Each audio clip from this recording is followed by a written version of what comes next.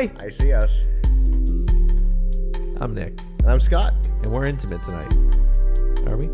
Sure. Not yet. I don't know if that was intimate. I feel so close to you right now. Odd. So what are we talking about tonight? Tonight, we are... I sound different. Oh, because everything's lower. There we go. There you go. You figured it out. Volume on 4, not 0. You got it. Got it. You know how to do this. Nailed it. So tonight's question is, favorite professional event Yes. that we have attended? Okay. Yours is first. Yeah.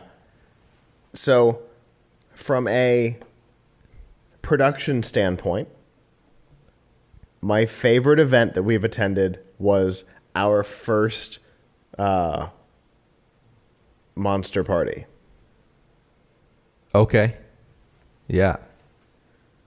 Top floor. Yeah, buddy. Full suite at I'm with you. At Paris. Yeah, buddy. Javier Colon performed. What an amazing man. He's really Just want to give him a big hug all the time. really great. And Sophia performed. Scarlett performed, who has become a group of good friends of ours now. Actually, kind of all of them. All of them. I regularly communicate with all of them. So that's kind of fun. That was a fun night. Yeah, it really was.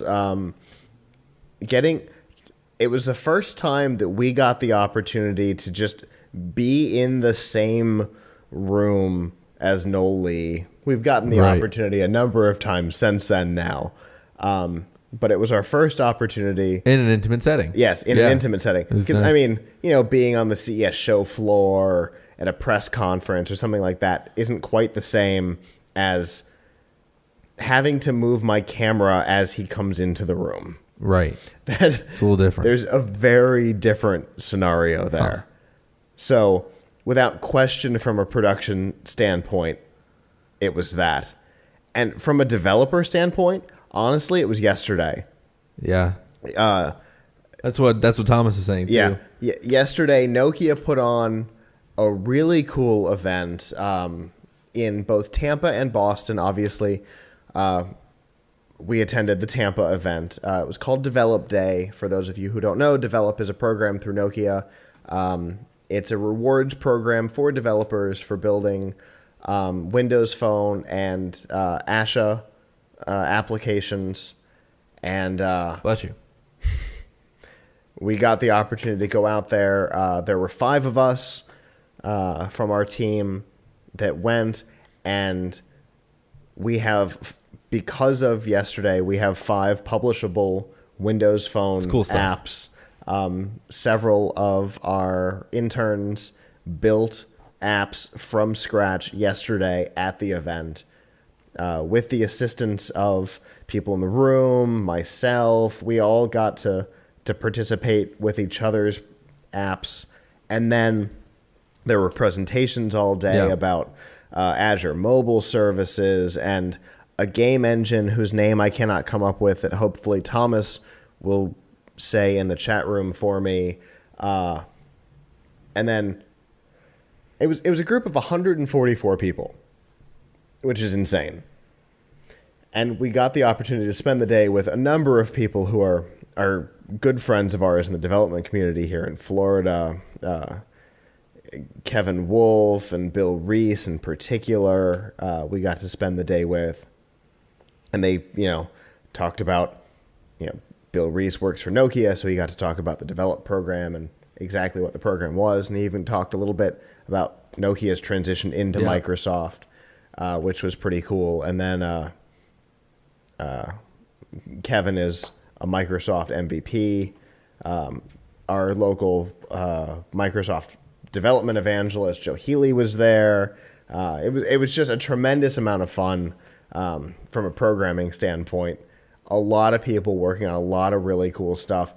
A 12-year-old girl built an application from scratch yesterday and showed it off at the end of the day. Cool stuff. It was just a really fun event. So from a development standpoint, it was definitely that. And Certainly monster. Thomas says the backpack was amazing. Yeah. Most of our team volunteered to not take a backpack yesterday because they only ordered 125, not thinking that they'd use them all, and there were 144 of us. So we accepted to have them ship them to us later. He also gave us the name of the thing. Construct 2. That's it. Nothing with an R. Nothing with an R. There's an R in it. Very good.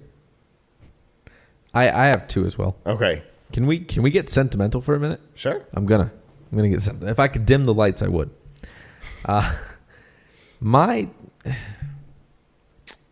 From a future optimistic point of view. Okay. I guess it's the only way I can put without context yet. I'm dating us back now. Uh-oh. To 2007. Oh, my. To the Microsoft Ready to Launch Tour event. Wow. It is that event for me, Scott. And again, we're getting sentimental here. That's okay, though. The Ready to Launch. October. So that would have like been... episode 50. No, like episode 20. That would have been Vista. No, it was 7. That's what I got this with. It was 7. 2007? Yeah. It was 07, yeah. Ready to... 08, 07, 08, 07? 07 should have been Vista. I was still working at Staples. Okay. So it should be 07, Okay. should be 7. So either way. The one with the crazy computer. Yeah. Okay. That was 7. Yeah. Either way, it was the only one I've been to, so I know that much. Okay. Well, then that was Windows 7. For me, it did a lot of things. We just started doing our show. Mm-hmm. We were still in infancy stages. Yeah. I just got off of doing a different radio show, I guess we could say. Doing a bunch of other stuff. And it really, for me, solidified 2 things. It first solidified that we do this for the long haul. It spoke volumes of, hey, I want to do things like this and work my butt off to do it. But damn it, I'm going to do it. and I deserve this from the work we put in. And then 2, it's what's powering my machine right now. It's true. That Ready to Launch kit, the processor we won in the raffle plus the kit is what's powering this device that is recording our software or recording our show right now. And I edit on the other one as well. And I have one upstairs at my condo. The other one we won in the raffle. I've got 2 of them in the office. So almost the entire company is still run on the computers from that day. Yeah. Or in bits and pieces, one way or the other. Yeah, we've got them pieced out a little bit. But for me, that proved to me, hey, we can make this a thing and be known for it. Yeah, we get to meet cool people all day long, and there's a lot of events that we do that are awesome. But that, for me, was a thing. And then from a heartfelt, warm, sentimental point of view, our first, and I have to say it, our first SuperCon. Okay.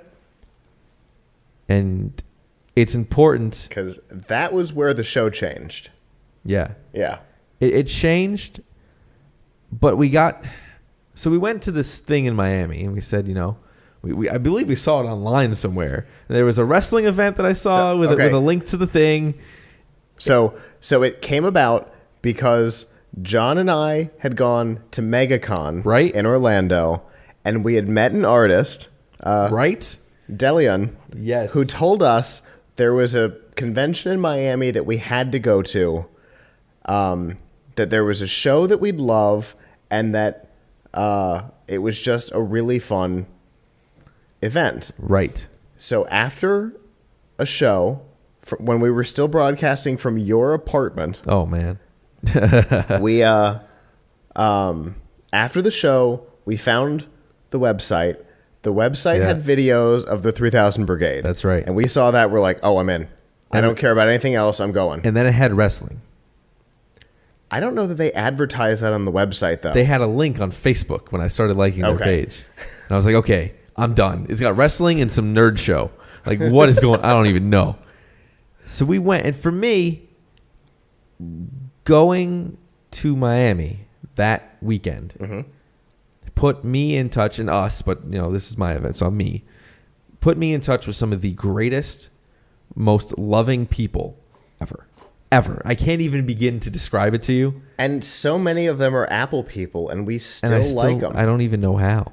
The 3000 Brigade have become not just colleagues and clients and work friends and associates. They've become family. Indeed. To the point where I guarantee you I could call up Joe right now and say I'm in trouble, and she'd be on her way.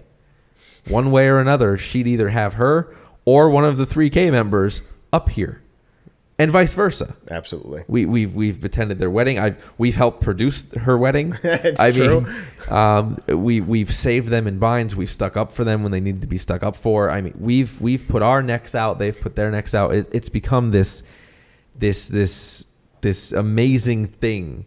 And without us being us, and without the emails we sent to get press badges, and without this thing and the other thing all coming together that weekend to then stop them after the show and go, hey, we like you. Let's film stuff and do things.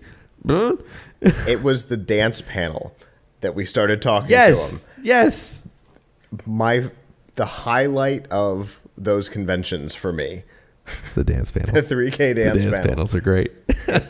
I love the show, but somehow the dance panel always wins it for me because it's so ridiculous and wonderful. And we followed the 3K from that convention, which is they've changed direction from, and have chosen to go to bigger pastures and better things for them.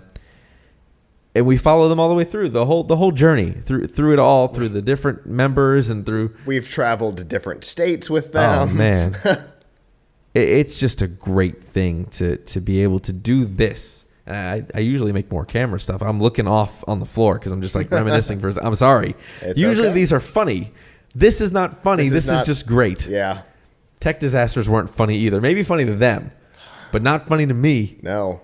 Ironically, we were talking about the same family of events that we talked about 2 weeks ago. That's true. So that for me solidified not the why, but the why not. Like, why not keep doing this? Because who else am I going to meet? Who else am I going to run into? And I guess I make the point. I was in New York for Unveiled this past week, and I know the show was crazy, but I was there to see in Broadcasting and Laptop Mag Studios, which is Avram's home, which we met in Vegas at a food court in the Venetian out of nowhere, just by randomly having a conversation with a guy next to us.